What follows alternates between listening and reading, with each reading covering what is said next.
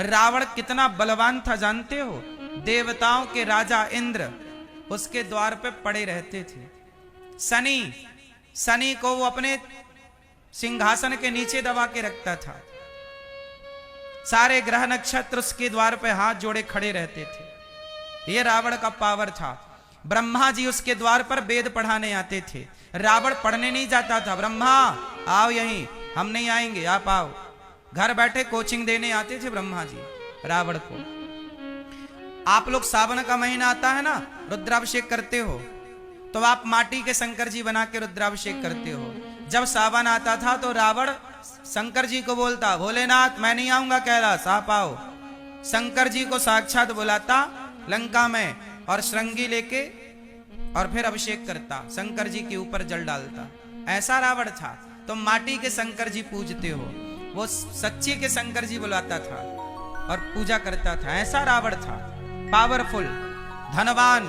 रावण बहुत सुंदर भी था, पता आपको? रावण की पत्नी इस संसार की सबसे अच्छी पत्नियों में उसकी पत्नी थी। रावण की पत्नी का गुण जानते हो? रावण की पत्नी का नाम क्या था? क्या नाम था? नहीं पता? मंदोदरी। क्या नाम था? जोर से। मंदोदरी बहुत सुंदर थी, और सुंदर ही नहीं, सदा जवान रहती थी। मंदोदरी में ये गुण था कि वो कभी बूढ़ी नहीं होती थी।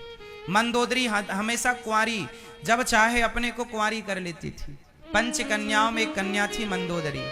रावण की पत्नी इतनी सुंदर थी मंदोदरी, जितनी सुंदर माता पार्वती थी, इतनी सुंदर मंदोदरी। और मंदोदरी का गुण, सदा जवान रहती थी।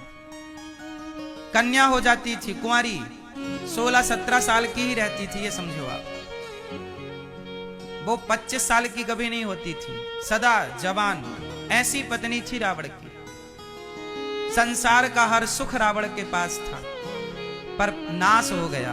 बताओ रावण का सर्वनाश क्यों हुआ? पराई स्त्री के चक्कर में। ये बात सही है कि गलत है? जोर से। रावण का सर्वनाश क्यों हुआ? जोर से। पराई स्त्री के चक्कर में। यदि पराई स्त्री के चक्कर में रावण का सर्वनाश हो सकता है, तो तेरा क्या हाल होगा रे कालिया? यदि तू भी पराई नारी के चक्कर में पड़ेगा तो क्या होगा?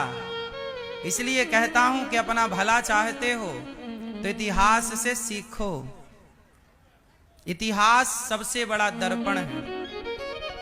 इतिहास सबसे बड़ा, जोर से, दर्पण है। इतिहास से जो सीखता है वो समझदार है, और इतिहास से जो नहीं सीखता एक नंबर का मूर्ख है। इसलिए रावण से सीखो कि रावण ने पराई नारी का स्पर्श किया, सर्वनाश हो गया। आपको बचना है। कितने लोग बचेंगे?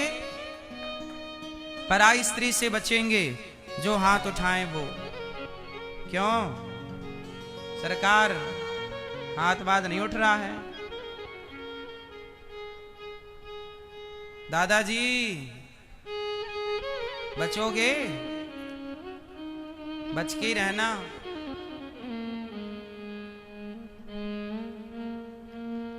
पराई स्त्री के चक्कर में पड़ गया रावण, सर्वनाश। गलती मत करना। भगवान ने सबको सुखी बनाकर भेजा। संसार में सब लोग सुखी हैं, दुखी क्यों होते हैं? वो गलती करते हैं। तो आप में से कितने लोग गलती नहीं करेंगे? ये बात केवल पुरुषों के लिए नहीं है, स्त्रियों के लिए भी है। स्त्रियां भी अपने अपने पतियों को छोड़कर पराये के चक्कर में भाग रही हैं। कुछ सही है कि गलत है? फिर अपने वाले को तो ड्रम में पैक कर देती हैं, कुछ वह पराये के संग, टपोरी के संग घूम रही हैं।